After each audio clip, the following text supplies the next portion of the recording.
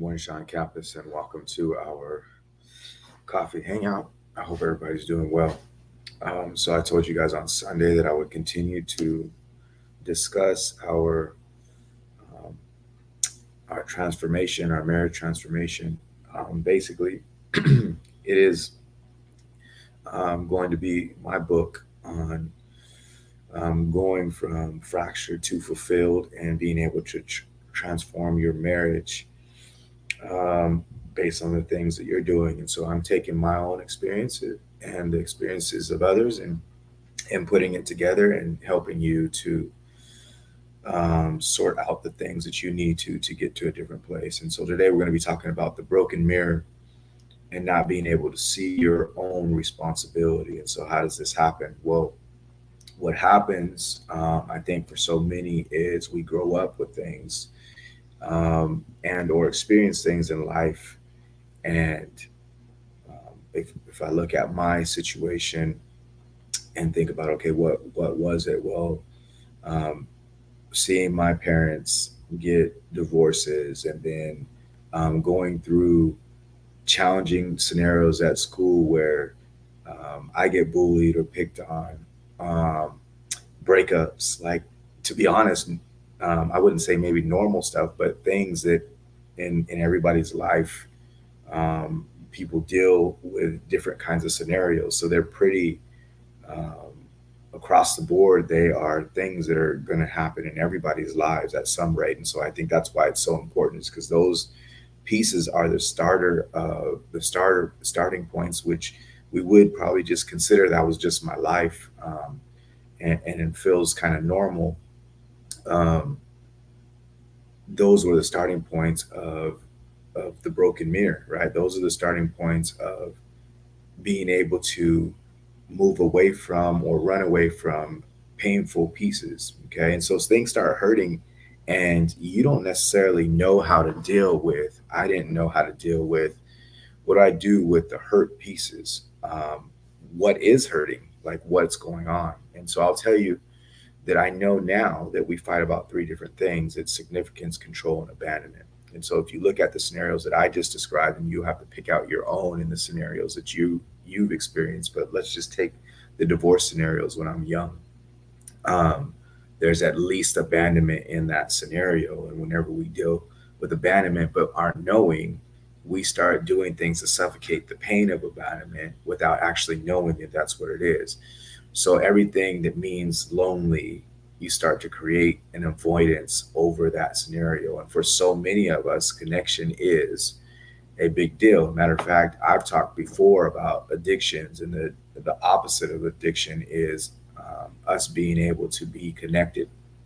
And so, if we're ever going to make a change on doing something different, we would have to acknowledge, okay, how does my mirror get broken? How do I stop looking at myself? And so I stopped looking at myself because of the pain that was there when I paid attention, right? So you're paying attention to the hurtful scenarios in your life, whether you're getting made fun of, whether you're going through a hard situation as far as divorce as a child, or any other traumatic event. There's big things that happen in everybody's lives, and if you're not in tune with what's going on, instead of having to keep going through it, you do things that match just being able to get through. And because we get through the moment that's there at that time doesn't necessarily mean that it's going to be useful for later on, right? So seeing pain and want to get it wanting to get away from pain, for me, and I think later on it'll be useful for you, seeing that pain and not being aware that there was pain, but just being able to try to adjust turns into a habit of being. And so you, in my case, you grow older, you find somebody or you meet somebody that seems to take away that pain and give you goodness. And then now you're in a relationship or a marriage with that person, but that person has their own set of scenarios where both of you may have been bringing goodness to each other. um, at some point in time, it's not that you can't still bring goodness. You just start recognizing that that person can't bring enough goodness to you for you to be able to continue to depend on them to do that scenario, nor is it their responsibility if we're going to have a useful, productive relationship. All right, so what happens then, right? So you get in your relationship or you get in the marriage, and um, you start using your broken mirror, which is like, I don't, it's this person. This person has changed. This person isn't doing the things that they used to do. Um, or even maybe you're able to say like, I maybe it's me changing. I don't like this person anymore. Whatever that scenario is, you not being able to reflect and take responsibility becomes the issue. So do you need to take responsibility for all the hurts that you experienced in your life? No. What we have to find a way to take responsibility for is how we dealt with the hurts and how we're dealing with the hurts more so. And so, how we dealt with the hurts maybe created a habit for how we're dealing with it now. And if we can understand that or take responsibility in that area, it gives us a chance to start looking at how we're dealing with it now. And so, how are we dealing with it now? A lot of times, well, it's just how we do it as humans. Either we're avoiding or we're running to something, right? And so, in the case of pain, a lot of times we're running away from the pain, but we're running towards some kind of pleasure scenario that is, at the end of the day, if we continue that pattern, the pleasure seeking costs us later on. And so I recently read a book about the science of the future self concept. And so this isn't something that's normally taught, but I think it's a very useful conversation for you to have if you're going to turn things around for yourself and if you're going to use some of my experiences and the experiences of so many others. The thing that's missing in those situations is there's no consideration for what you're going to have in the future.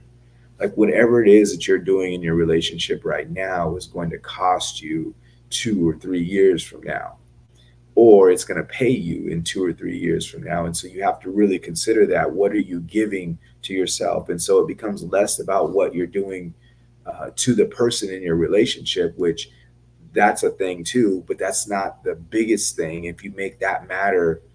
Um, if you make that matter the most, then you're going to be chasing something that you can't really, you don't ultimately have control over. Now, what you do have control over is the person that you're becoming and how you create a habit um, of looking at where you want to be and working towards that instead of how you feel and trying to run from that scenario. And that in itself is an art, because if you look at all the things that are happening in your relationship right now, and you stop blaming the other person, or you stop being focused on what the other person is doing, what are your avenues of control? What are your areas of responsibility? Right? Are you creating a relationship of security? What are you doing to have a relationship of security in 2 or 3 years from now? What are you doing to have a relationship um, of security in 24 hours from now? Right. And so there might be a lot of responsibility that you can um, take in that, make in that scenario. What are you doing to create connection in your relationship? Right. Are you doing the things that mean there is there is communication, intimacy? Like, what are you doing to do the connection situation? Are there areas that you can secure that for 24 hours from now, from 2 years from now, from a year from now? There's more that you can look at down the line to say, I want to get better at these things, and that has to purely be my focus. So if your mirror is broken, you're not going to reflect like that. You won't look at what your responsibility is in the relationship. Instead, you'll say, well, my partner talked to me this way, or my partner did these actions, or whatever it is that you know will excuse a behavior from you now to be less than. And so it's a real challenging situation. And to be honest, it doesn't start in this relationship. You've been doing that at some rate. And it may not even look the same, but at some rate, you've you've not taken responsibility to change what your future self, or what you uh, will experience in your relationships later on. And so even if it's just a relationship with you and yourself, it's today's actions that end in those scenarios. And so the challenge is on for you to be able to create a scenario where your mirror is not broken, where you can take responsibility for the things that are happening for you in your life, right? And again, it's a sidetracking scenario. And I know that people will have challenge because you're going to find everything, you're going to know everything that your partner is doing. You're going to say, but what about when they do this? But what about when they do that? Take those questions off the table. As unfair as you think that might be, the gold is in you being able to take responsibility for who you're being and what you're creating for your future self, right? And so that's our challenge, is to really be able to flip that over and start working on that. If you have questions and if it's challenging, please leave it in the comments and we'll be able to discuss it. Send me an email, we'll be able to discuss it. Also, make sure you like and subscribe so that you can continue our series with us as we write this book about being able to take your marriage journey and take your marriage to a different level. We'll talk to you soon.